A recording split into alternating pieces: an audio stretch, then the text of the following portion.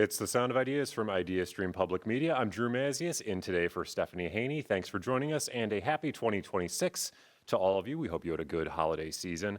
Today, we kick off the new year with a Sound of Ideas tradition. It's our annual book recommendation show.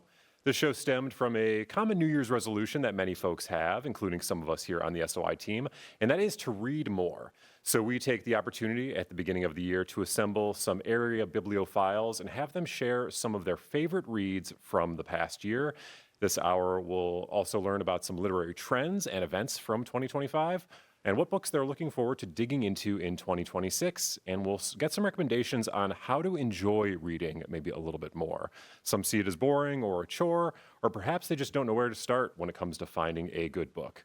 Now, let me welcome our guest for the hour. Courtney Morrow is the Anisfield Wolf Awards Program Manager with the Cleveland Foundation. Courtney, welcome back to the show. Thanks for having me. Matt Wynkum is the Executive Director of Literary Cleveland. Matt, welcome back to you. Happy New Year. And Kate Schlotteman also joins us. She's the owner of the Learned Owl Bookstore in Hudson. Kate, welcome back to the show. Thank you. And Scott Allen is here. He's an adult services librarian at Lorain County Public Library. Scott, welcome back to the program to you as well. Thank you. And happy 2026. Glad we could do this for our first show of 2026. And we know this show is always popular with you, our audience. We want your book recommendations. What did you read this past year that you loved? Give us a call, 866-578-0903. Again, that phone number is 866-578-0903, or you can send us an email, soi@ideastream.org, or you can message us on Instagram. We're at Sound of Ideas. Now, I want to start with just the best book of 2025 that you read, and we'll kind of go around the horn. It can be a novel, something of nonfiction, maybe poetry. But Courtney, why don't you kick this off? What was your favorite thing that you read last year? Okay, so my favorite read of last year was actually a memoir. I'm a secret memoir lover. Okay. I love memoir. I love reading about other people's lives. So this book I came on to because I was at the New Yorker Festival and I decided to go to a session with writers that I didn't really know. One was Miriam Taves, and she wrote a memoir that came out last year called A Truce That Is Not Peace, and the writing is staggering. It's an experimental memoir. She's a Canadian writer. She left her Mennonite community. And it's a memoir about this core question is why do I write? And she explores this concept through exploring the death of her father and her sister due to suicide. And it's fragmented, it's experimental. I think it's innovative writing at its best, and it is truly heartbreaking and also a story of resilience and finding a way forward. And say the name of the book and the author again for our audience. A Truce That Is Not Peace by Miriam Taves. Excellent, excellent. Let's go down the line. Matt, what was your favorite thing that you read in 2025? My favorite read from the past year is actually a reread. I've been rereading Toni Morrison in preparation for our year-long statewide celebration of Morrison this coming year. Morrison, as many people know, won the Nobel Prize in Literature and the Anisfield Wolf Book Award.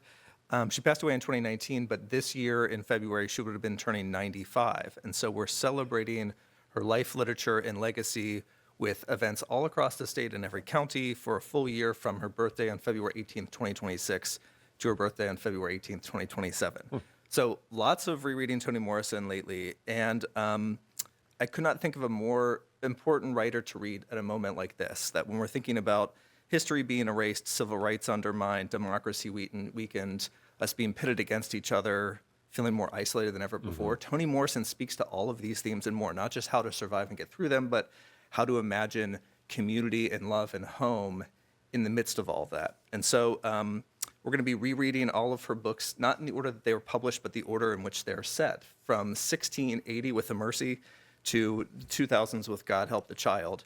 And so we're inviting people to reread or read for the first time all of Toni Morrison. And if you don't know where to start, my recommendation is Sula.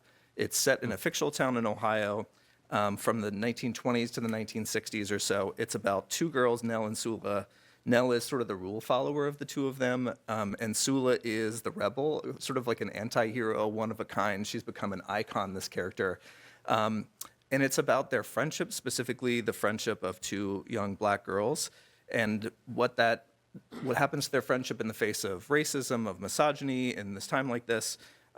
And it's also how people love to hate characters like Sula and how those people like that are actually essential to our community.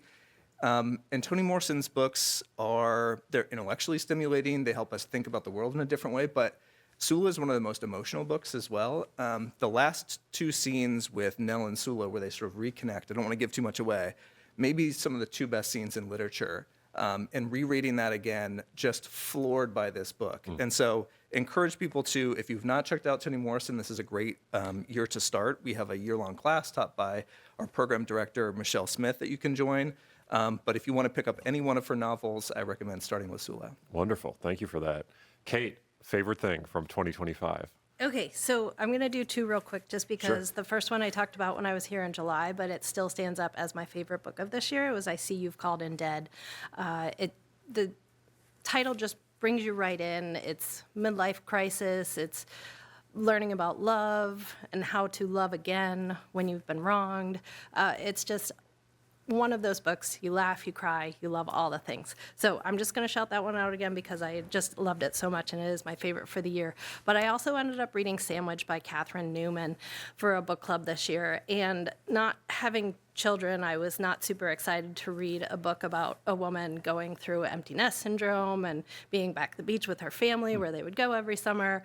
But it ended up being one of my most favorite books. It was a great book club discussion. There was so much more to it than just that. And it was so much about being a woman and, you know, how things evolve. And ever since the 60s, this woman has been just trying to find herself and figure out who she really is. And I just really, really related to it. And then she had a new book come out this year as well called Wreck, which I haven't read yet. It's the same character, just different time period. And I'm really looking forward to that one. Wonderful. Sandwich by Catherine Newman was that one that you'd recommended.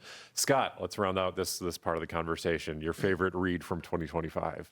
Okay, thank you. I'm going to have to say The Obstacle is the Way, the Timeless Art of Turning Trials into Triumph by Ryan Holiday. Mr. Holiday is sort of a cheerleader for the Stoic school of philosophy. And the title of the book is a quote from Marcus Aurelius, the Roman emperor.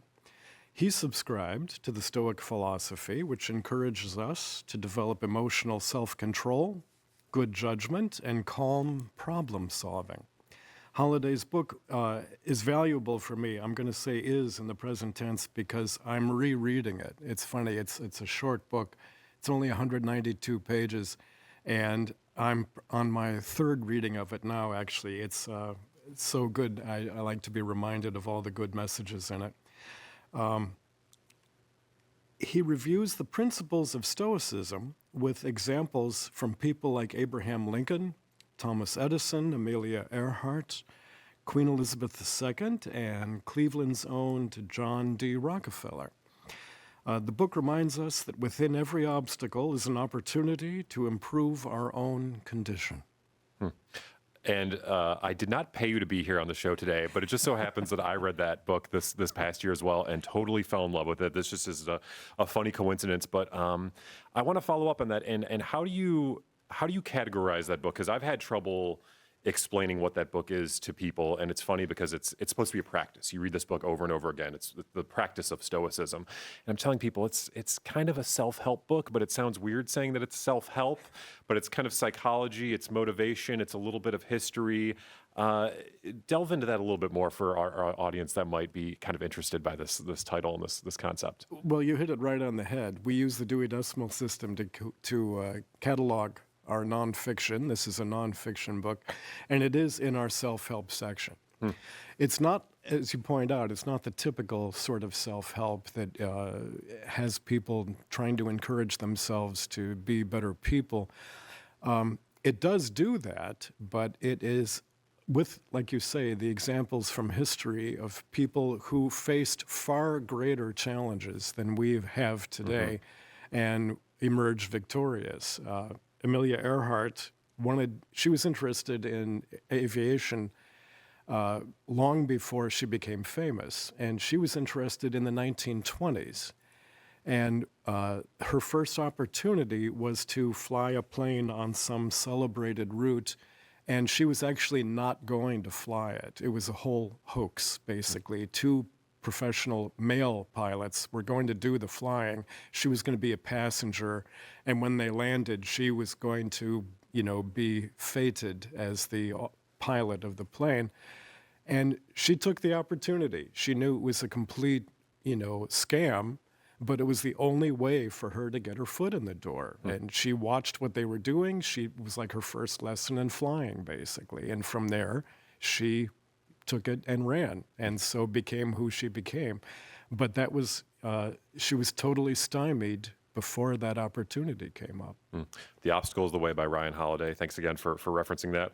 We did get an email from Jan. She said, I'm having trouble understanding the titles. Will you print them somewhere? And I will say yes. If you go to the Sound of Ideas webpage, we're going to have an entire list of everything that's recommended. We're going to have the recommendations from our guests here. We're also going to have all of our staff recommendations. So everyone at WKSU and IdeaStream that sent me their favorite books of 2025, just go to ideastream.org and look for the Sound of Ideas webpage from today. We'll have the entire list there. So Jan, that hopefully answers your question. And we're taking your recommendations as well. 866-578-0903. Again, 866-578-0903 or soi@ideastream.org. And I want to do another kind of around the horn question. Let's start with some novels. Some of you already recommended novels, but maybe if there's something different that you want to recommend, or Scott, maybe a novel that you thought was great this year. It's a great entryway to a lot of people. It's a very popular form. So Courtney, another novel from this past year that you really loved. Absolutely. So my pick would be We Do Not Part by Han Kang, which was originally written in Korean and released in 2021, but was translated into English and published in 2025. And Han Kang just won the Nobel Prize for literature. This book is a psychological, mysterious, dreamlike novel. It's set amidst a snowy blizzard where the main character is traveling to Jeju Island to help a friend who was injured and needed someone to take care of her precious beloved bird. And what ends up happening is, on this journey to Jeju Island, the main character sort of falls into the history of the Jeju massacre, which happened in 1948 in South Korea, where due to anti-communist rhetoric, tens of thousands of residents were killed by South Korean army, and it's a story about the horror that exists in history and the need to face atrocity head on, even when it's painful, even when it's hard. And it's also the story of friendship and love and resilience. It's a dreamlike novel. I highly recommend that one. Wonderful. That was We Do Not Part by Han Kang. Matt, besides Toni Morrison, what other novels did you really love this year? I'm gonna stick with local novels. Okay. We had a killer year this past year with books by local writers. Great new books by Dan Shawn, by Melody Chu. Karen Bay Lynn's novel is on the long list for the National Book Critics Circle Award. So just a killer year. My favorite, though, is State Champ by Hilary Plum, a professor at CSU. It's a novel set in a Cleveland-like city in Ohio, where in this sort of parallel universe, abortion is still illegal. There's a heart-built bill in place. And the narrator, this woman, stages a hunger strike in the closed abortion clinic to protest the arrest of the abortion doctor. And the narrator is, because she's on a hunger strike, sort of starving, and over the course of the book becomes really raw and honest and unfiltered and messy and doesn't pull punches. And it's a book about protest, about what does protest do? Does it accomplish anything, even if it's only for you, the person doing it?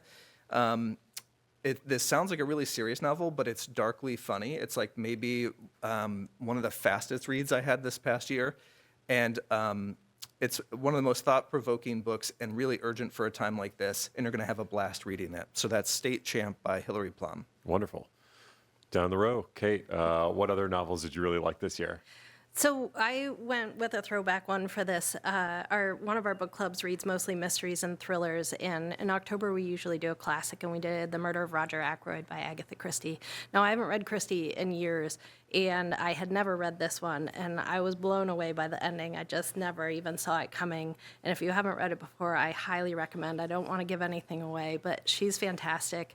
And I just found out recently that Agatha Christie, I think it's agathachristie.org, has a 2026 reading challenge where they recommend a title for every month. So I think I'm going to try to dip into that this year. Wonderful, Agatha Christie. And later in the hour, I do want to circle back to just some reading classics. Reading not just new stuff but old stuff. So we'll talk about that in a moment. Scott, a novel this year that you really loved. Actually, that ties in with what you just said.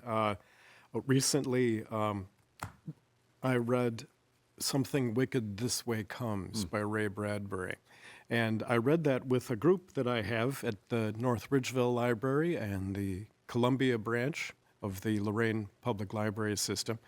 We get together about once a month, the four of us, and read a book and talk about it, have a good meal, have a drink. And it's so much fun. And in fact, I believe this one, Something Wicked This Way Comes, is the only one that all four of us gave a thumbs up to. Interesting. It is so great. It's Bradbury at his best. His writing is so poetic. Every sentence is gorgeous. And for that reason, again, I read that one twice because I was savoring it so much. It was so beautiful. And I had the good fortune, personally, that I read it when I was 14. The two protagonists in the book are 14. And now I'm a little bit older than the father of one of the protagonists, who has a large role in the book as well. So I've bookended the book basically with my own lifetime. So I can't recommend that experience to other people. And I'm sure there are lessons in that book that resonate with you in just such a different way than when you were 14 reading it. Oh, absolutely, yes. I have 3 children of my own, and to see how these kids in this book, it's also funny. He wrote it in 1962, but it was set in the 1930s during the Depression. And people who were 14 then just ran around on their own.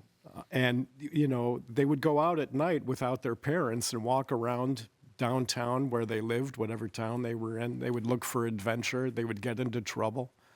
And that's absolutely, verboten now for people who are 14. Yeah. We are doing our annual book recommendation show here on The Sound of Ideas. If you want to send your thoughts, your recommendations, your questions, 866-578-0903 or soi@ideastream.org. Marvin sends in, he says, my favorite read of this last year was a romantic fantasy, The Evolution of Angels. It's the third in a series, A Tyranny of Angels by Isabel Lynn. So thanks for that suggestion, Marvin. Another novel that I want to shout out, State House News Bureau reporter Jo Ingalls, who's down in Columbus, she said, Buckeye, loved it. Best read of the year, loved the characters and the nostalgic references of Lazarus and other fun places from the past. Highly recommend it. I know that novel takes place in Ohio. Did anyone else read Buckeye? Not yet, but I believe that author, the other exciting thing about it is this is a writer whose sort of debut book is coming later in life. So often we're celebrating writers who are in their 20s or 30s. And so to have a writer have a blockbuster book like that get such praise and be read so widely a little bit later in life is excellent. I can't wait to read it. Wonderful, wonderful. I want to know about this book, The Women by Kristen Hanna. So I was doing some research, and this book actually came out in February of 2024, but it topped the list of books checked out by public libraries in 2025, the most popular book checked out by libraries. Has anyone read The Women by Kristen Hanna? Kate, let's go to you on this, yeah. Sure. We did this for one of our book clubs as well. Kristen Hanna is very popular, mostly historical fiction, but it's a novel of the Vietnam War where the main characters are all female nurses that served in Vietnam. It's about the experience that they had coming home, how they were treated as if they were never in Vietnam. It was denied that they were there, that they didn't have the same kind of experiences or potential PTSD from it.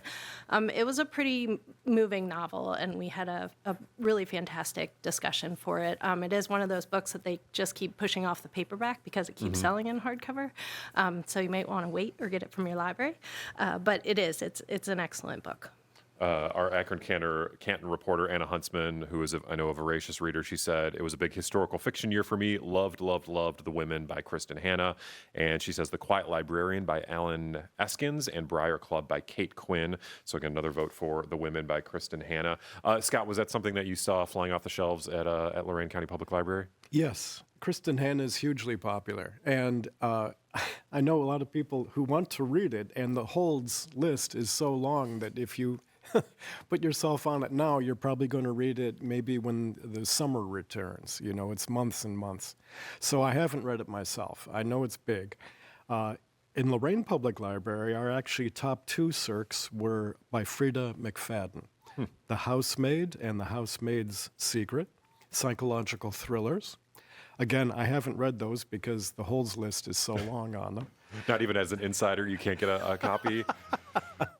One tries to refrain from abusing one's position, sure. yes. The interesting thing to me is the head of circ, excuse me, at our system put together a nice list for me of all of our top circs. Of the top 10, 9 were thrillers of one form or another. Psychological thriller like Verity by Colleen Hoover. Mystery thriller was Hidden Nature by Nora Roberts. There was a sexy thriller, Blood Moon by Sandra Brown. And some James Patterson's in there too, of course. Yeah, James Patterson, Nora Roberts, some big names we see year after year. Yeah. Over and over again. What do you think that says? I'll ask you all as a panel. What do you think that says about us as a reading population? That psychological thrillers were the most popular, and obviously just one library. But I'm sure there's a trend you could extrapolate to a larger audiences. But what does that say about our desire to read something dark, something thrilling? Anyone have any thoughts on that? Actually, it reminded me of what happened in the 1930s, right after the crash of '29 and the Depression.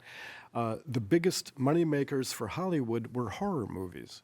And Universal made a huge fortune with movies like Frankenstein with Boris Karloff, Dracula with Bela Lugosi, and others. And we're in a similar time now. We're not in an economical crash, but the world is sort of shifting under our feet, I guess you could say. And I think people are looking for something they can control. They can read a book or go to a movie that's scary, but it isn't real. And somehow they exert some control over that. We are taking your phone calls and your emails, your recommendations for what to read, what you loved in 2025, and what you're looking forward to reading next. Let's go to the phones. 866-578-0903 is the number to call. Vijay from Shaker is calling in. Happy New Year, Vijay. What's your comment today? Namaste, Bibliophiles. Matt mentioned Audition here before, but I wanted to reinforce this intricate novel. The author, Katie Kitamura, stepped in at the last minute at our writing conference incubator and delivered a wondrous presentation. We were all stunned. Then I want to go local. Since 2025 was the year of Superman, I read and enjoyed Superboys by Brad Richa. I believe that's how you pronounce the surname. This is all we need to know and want to know about those creative kids from our good old city. So I really learned a lot about Siegel and Schuster.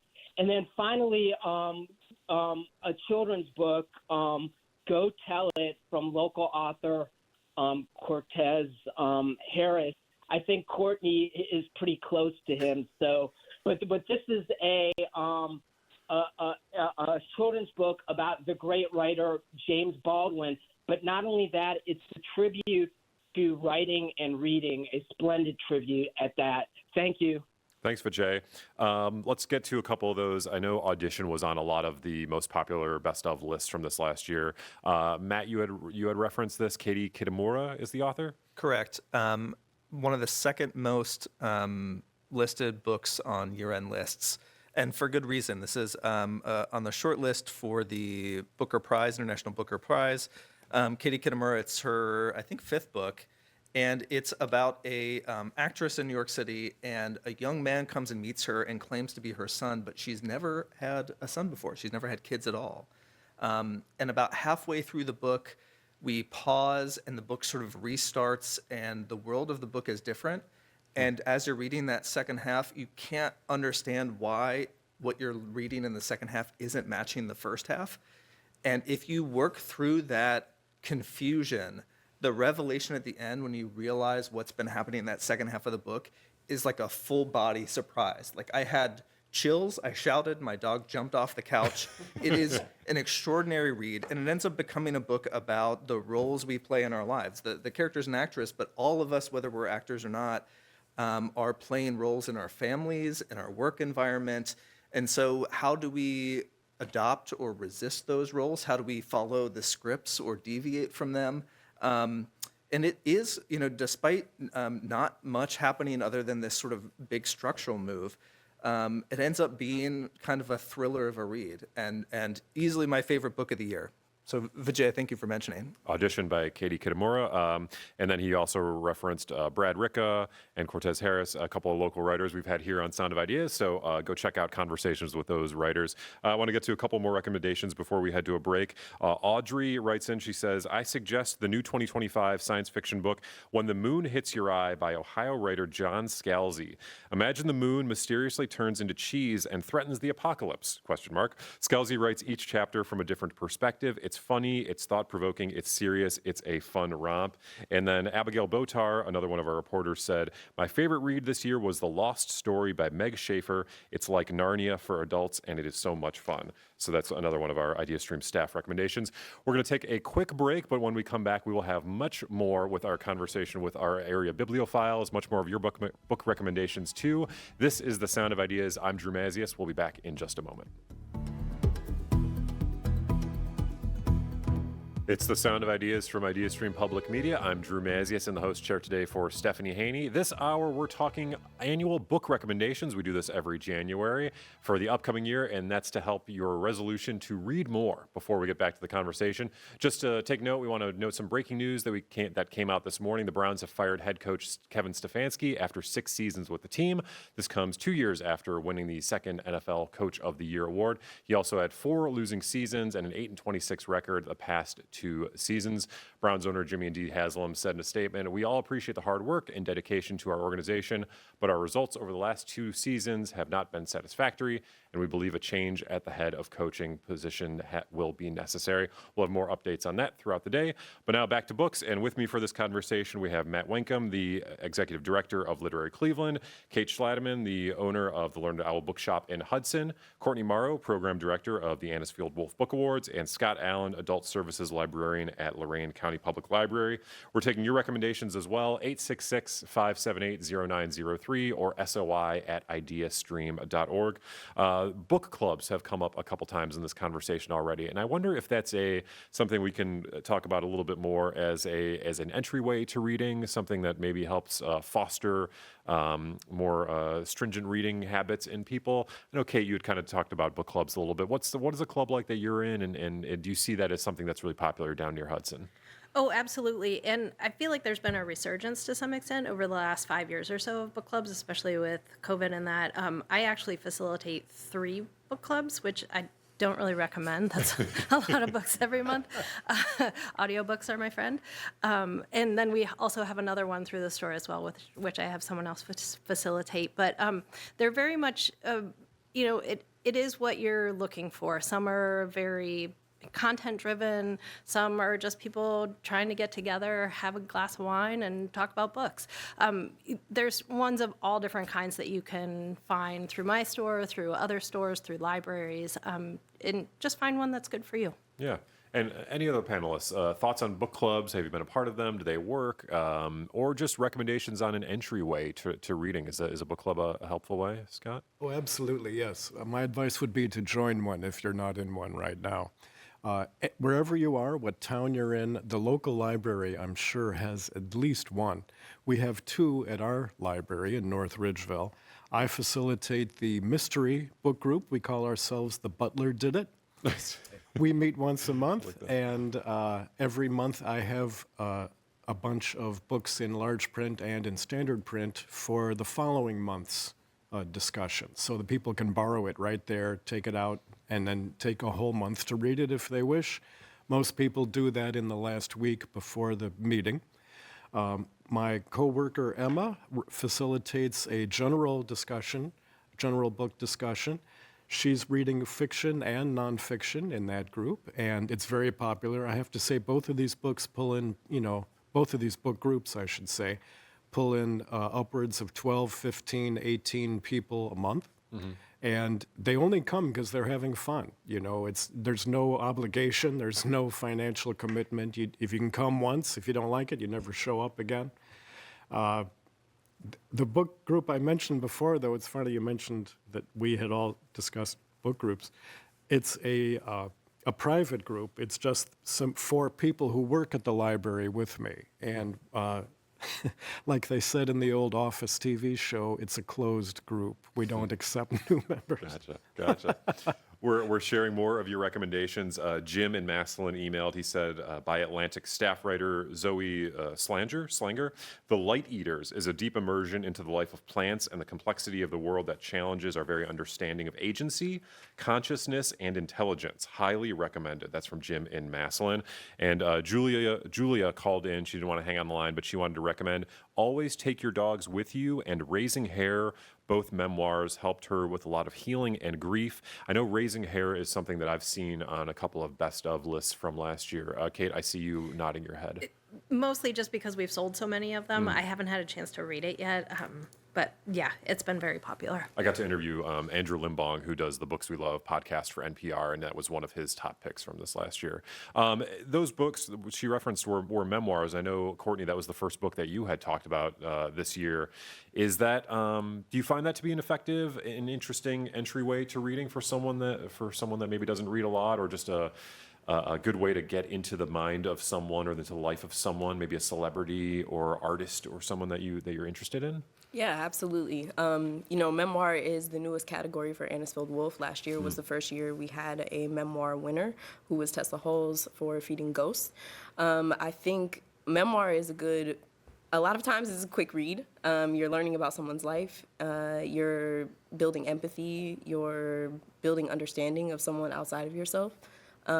So I find if you're struggling to figure out how to start on your kind of book goals for the year, pick a memoir, but also poetry, I would say. Poetry can be short. You can a lot of times read it in one day, and you can get a range of experiences, emotions, topics in a quick, short burst. I see you have a short, somewhat small book in front of you. Is that a poetry book that you're ready to give a shout out to? Yes, absolutely. So Danica Kelly won the Anisfield Wolf Book Award winner for poetry for the Renunciations in 2022.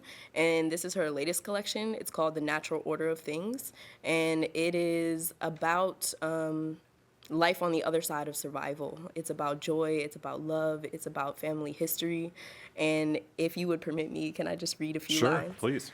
So this comes from the last poem in the collection, which I had the chance to hear her read in Buffalo at the Silo City Series. Thanks to Matt for telling me about that. And it goes like this. Loving you in the morning, the light breaking like a heart over the plains of our bodies. Some small planet in the grand scheme, that I'm happy sometimes to be alive, that such happiness could have happened at all. And give us the name of the author and the title of that book again. The Natural Order of Things by Danica Kelly. Wonderful.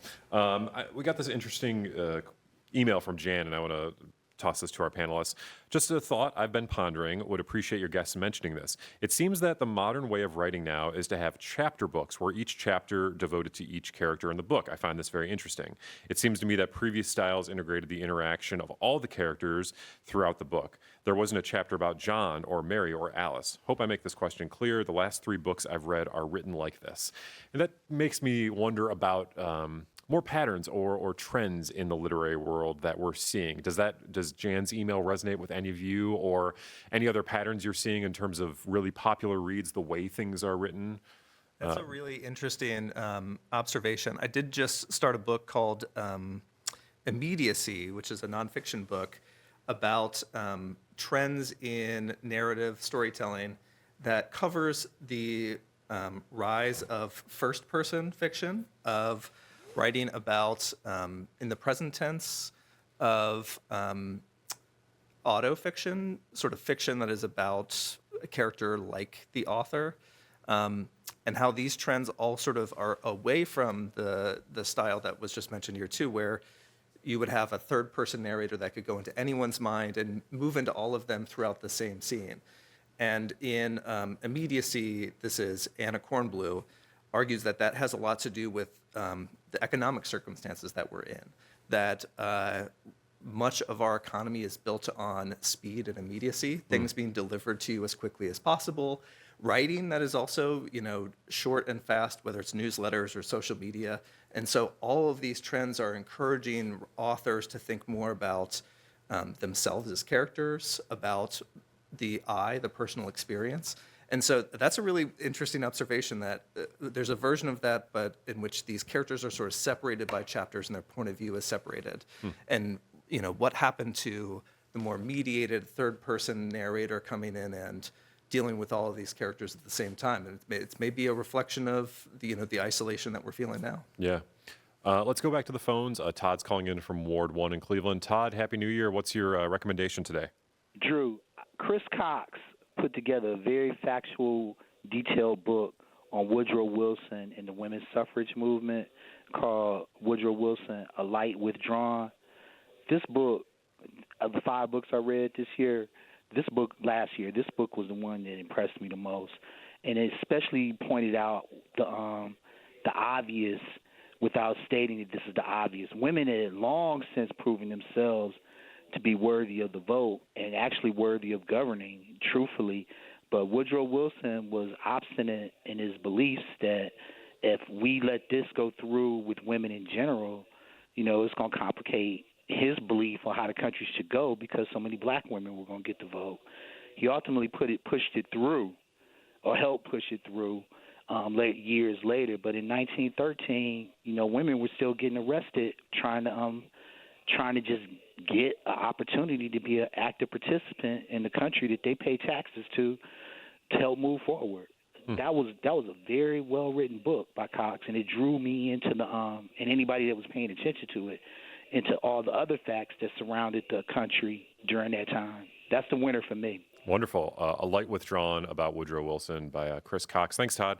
That makes me want to bring up, I read the book American Midnight this year, which is all about what happened in America in the wake of World War I, the Espionage Act, and a lot of union busting, and obviously Woodrow Wilson, president during that time.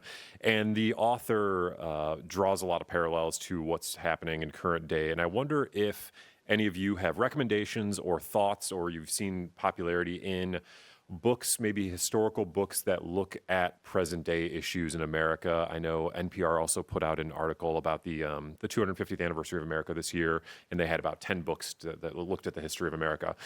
Is that something that any of you have thoughts on, books that maybe you read? Or yeah, Courtney? Yeah, so I want to highlight a book that I haven't finished, but is on my top to do. It's called We the People by Jill Lepore. It's a history of the United States Constitution. It opens up with an epigraph by Bugs Bunny to Daffy Duck, and it says, it was intended to be amended. And that's the concept of this book. It is a documentation of the history of the Constitution. It's an ode to the amendments from the 13th Amendment to the 19th Amendment.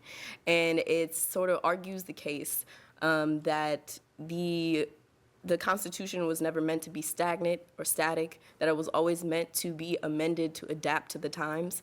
And Jill Lepore is a former Anna Spilled Wolf Book Award winner. She's pushing against this idea of originalism, that this is an original document, that all must be held to that, what was written at that time. So I think it's a book that we all should be reading when we're looking at the state of the world and the Constitution, the Congress, what's happening right now. So that would be my top pick. We the People by Jill Lepore. It looks like you've got a copy there, yeah. Any of our other panelists, works about history or current events that you're either reading, that you just read this year, or you're looking forward to reading in 2026? Kate? I know there's been a couple that have come out this year. Joyce Vance, Giving Up is Unforgivable, and Robert Reich, Coming Up Short. Both have been popular sellers for us. They both touch on history and how it is shaping today and look at what's going on in our world today politically. I would highly recommend both of those. And then I always have to talk about Heather Cox Richardson because she's one of my favorites. I read her daily, and her book is equally as wonderful. Democracy Awakening. Yes, that has been on my Goodreads list for I think about 2 years now. So, yeah, Scott and then Matt. I actually have another one from one of my coworkers, Emma. She runs our other book group at the North Ridgeville branch. She recommended They Called Us Enemy. It's a graphic novel, but it's a memoir by George Takei, the actor who played Sulu on the original Star Trek TV show. Emma said she not only learned about Takei's life, but a lot about the Japanese internment camps. The book follows him. He was a child during World War II. He and his parents were taken to an internment camp during the war. He's a Japanese American. And the way they were treated and even the fallout after the war, a lot of people, once they were marched off from Los Angeles into Colorado and other places in the interior of the country, their property was lost. And their valuables, their automobiles, their tools, if they were machinists, whatever, they were gone and they were never restored. And,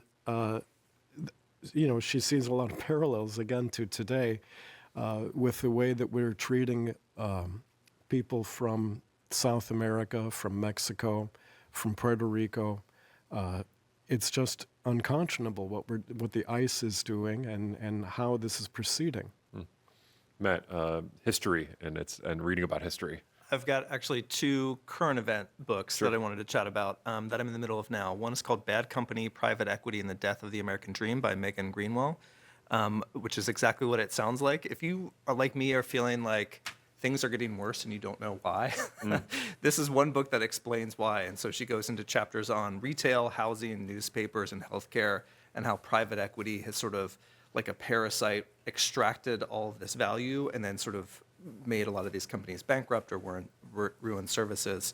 And the other one that I'm in the middle of right now, and your listeners are going to have to forgive me, but the title is Enshittification by Cory Doctorow. It's about why the internet and so much else has gotten worse, that companies like Facebook, Apple, Google, at first make things good for users, and then they abuse their users to make things valuable for businesses, and then they make things worse for businesses to extract all the value for themselves, which is why Facebook feels worse, which is why iPhones feel like they're not getting any better, which is why Google search is demonstrably worse than it used to be. Yep. And so these are great books to make me feel like I'm not going crazy, but there's actually a reason for why things are feeling worse. I listened to a podcast about that concept, and it was alarming to know that was actually a word that people were using in as like a real term.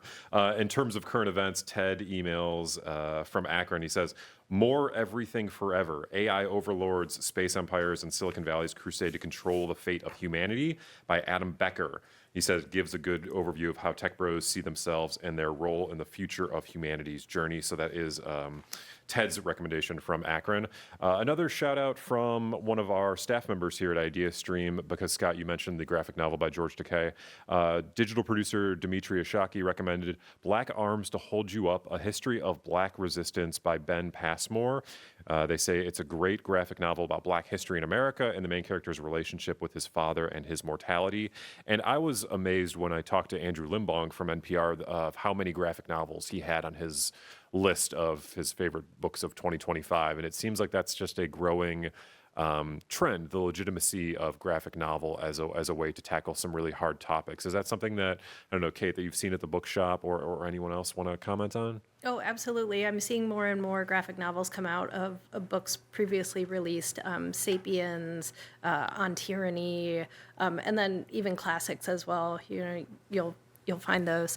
But yes, it's definitely coming out more and more, and it's making, I think, some of these books more accessible for people as well. Yeah. We've kind of been dancing around the screen time and digitalization of our society.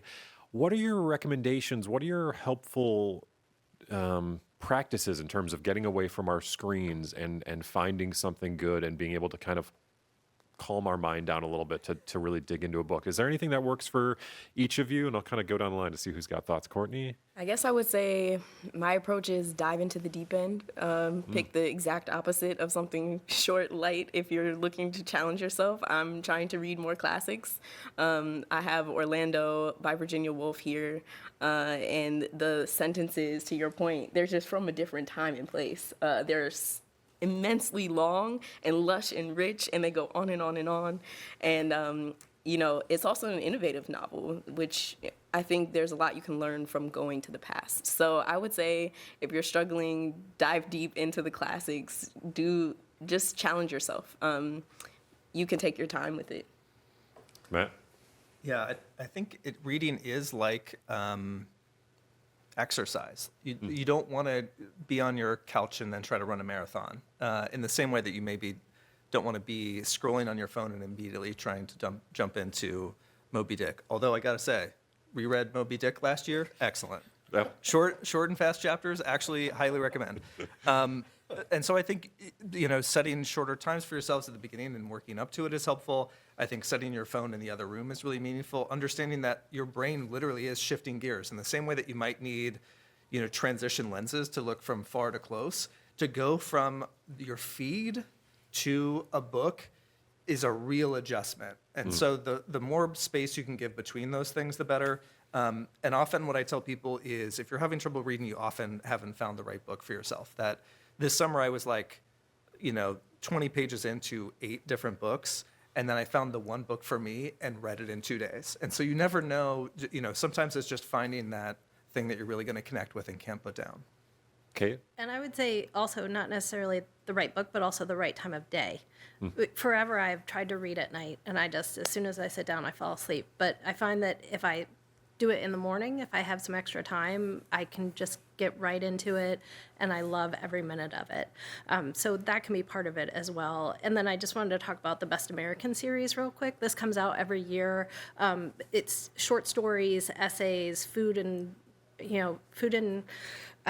cooking, there's nature, there's fantasy books. You can pick up one of these. They're just short stories. It's a good way to get back in and find a topic that you like. I saw that in your pre-interview notes that you recommend that. I've never thought about that as a kind of entry point into a topic or a genre. So very interesting. The Best American series. And Scott, how to put down your phone and dig into a book? Well, for me, the joy is in realizing that I am defying the corporations when I read a book. And the corporations want your attention. They want you to look at your phone constantly. They don't want you to look up. They don't want you to talk to your spouse. They're making money when you have your eyes on the phone. So when I put it on the charger in the kitchen on Friday night when I get home from work, and I don't pay any attention to it all weekend, and I go sledding with my kids, we have fun, we cook meals together, I read, I lie on the sofa, I talk to my wife about what she's thinking about. I'm defying the corporations. And it's a great act, it's a great feeling of personal defiance. Wonderful. All right, we are quickly running out of time. This is why we do this show twice a year, because there's so much to get to. So we'll do a rapid fire, one more book that you want to recommend that we haven't gotten to. So Courtney, if you had one more to recommend to our audience, what would it be? Yeah, so this one is going to be a youth book. It's called Sea of Lemon Trees by Maria Dolores Aguila. And it is it's a novel in verse. So it's for the young people who might be intimidated by reading, the parents who are trying to get their kids to read. It's historical fiction about the 1931 lemon tree incident, where it was the first case of successful U.S. School desegregation, 20 years before Brown versus Board of Education, set in San Diego. A Mexican community fought back against an Americanization school initiative in their community. So that's the one I'd recommend. Wonderful. Matt? I'm going to recommend the poetry book We Look Better Alive by Allie Black. She just won the Cleveland Arts Prize this fall, and for good reason. This is easily one of the best poetry books, not just in Cleveland, but of the last few years. It's going to be one we're talking about for a long time. And because we're in a new year, I just want to shout out some authors that are local that have some new books coming out. Paula McLean's new book comes out tomorrow. Thrity Umagar's book comes out later this month. There's a literary Cleveland writer, Sonia Feldman, whose debut book comes out this summer. Danny Kane, who's one of our favorite authors, has How to Defend Books and Why coming out this summer that you're going to want to check out. And then Courtney Morrow next to me here has a poetry collection coming out in March that you're going to want to check out called Run It Back. So shout out to Courtney. Wonderful. Kate, last book recommendation. I'm going to go local with this one. Regina Brett just came out with a book at the end of last year, 52 Words That Will Change Your Life. Basically, it's a weekly devotional of sorts. She's one of my favorites, just so inspirational. The word for this week is breathe. Definitely pick up this collection. It'll be good for your mind and soul. And then take it home, Scott. What do you got? Okay, this one is again from my coworkers Elena and Emma at the library. Silence of the Girls by Pat Barker. It's about the Trojan War, but it is from the perspective of Queen Briseis. Her region is attacked and captured by Achilles on the way to the Trojan War. She becomes his slave. And so you're seeing the Trojan War from the point of view of a prisoner of war and a slave, and it's also the woman's perspective. Wonderful. That is all the time we have for today. Thank you to our area bibliophiles. I need to get that word in here one more time. Matt Wynkum from Literary Cleveland, Kate Schlademan from The Learned Owl, Courtney Morrow from Anisfield Wolf Book Awards, and Scott Allen from Lorain County Public Library. Wonderful conversation. Thanks again for coming in. You're welcome. And we will have for our listeners all those books on our website, SOI. Just look for the Sound of Ideas show page. I'm Drew Mazius. Tomorrow on the Sound of Ideas, a look ahead to the year in politics. Thanks so much for listening, and I'll talk to you soon.